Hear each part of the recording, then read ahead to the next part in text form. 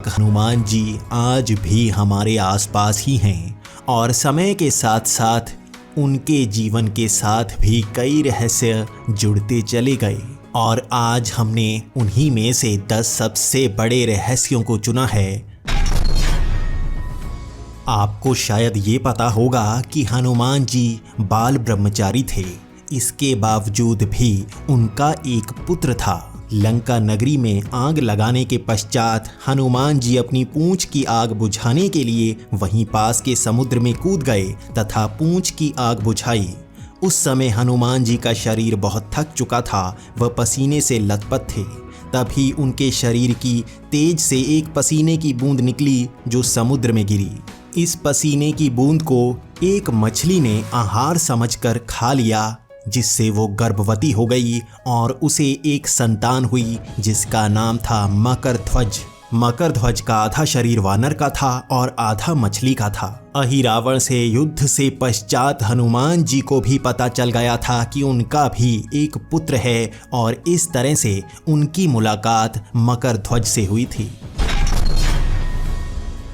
आज ज्यादातर लोग ये मानते हैं कि हनुमान जी बंदर थे, लेकिन अगर हम महर्षि वाल्मीकि जी की रामायण का सही से अध्ययन करें तो उसमें हमें ये पता चलता है कि वो साधारण बंदर नहीं थे, बल्कि अलग प्रजाति के थे।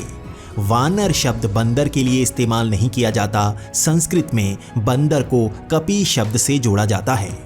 इस तरह से वानर एक प्रजाति हुई और अब नए अध्ययनों में ये साबित हो चुका है कि 2 से 3 लाख साल पहले अलग प्रजातियां भी हुआ करती थी और ऐसी ही एक प्रजाति के कंकाल पाए जा चुके हैं जिन्हें निएंडरथैलनेस कहा जाता है।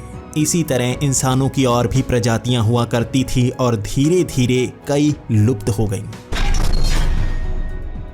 हनुमान जी को भगवान शिव का 11वां रुद्र अवतार कहा जाता है। कहा जाता है कि धर्म की स्थापना और रावण का अंत करने के लिए भगवान विष्णु ने श्री राम का अवतार लिया था। उस समय कई देवताओं ने अलग अलग रूप में भगवान राम की सेवा करने के लिए अवतार लिए थे।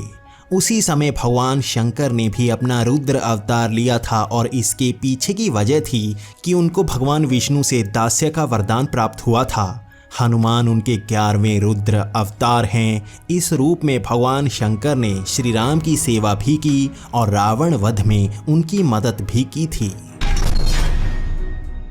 त्रेता युग में अंजनी और केसरी के पुत्र के रूप में हनुमान जी का जन्म हुआ था। हनुमान जी माता सीता की खोज में लंका तक पहुंच गए।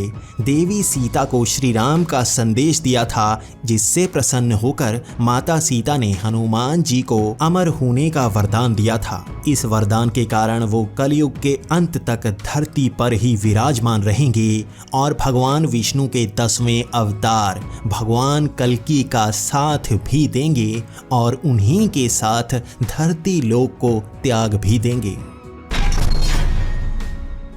हम्पी में ऋष्यमुख के राम मंदिर के पास स्थित पहाड़ी आज भी मतंग पर्वत के नाम से जानी जाती है।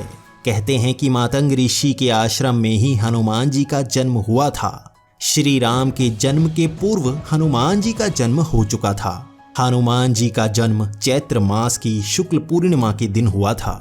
आज भी इन स्थानों को हम्पी के नज़दीक इसी तरह से संजो कर रखा गया है और भक्त वहां पर उमड़ उमड़ कर जाते हैं।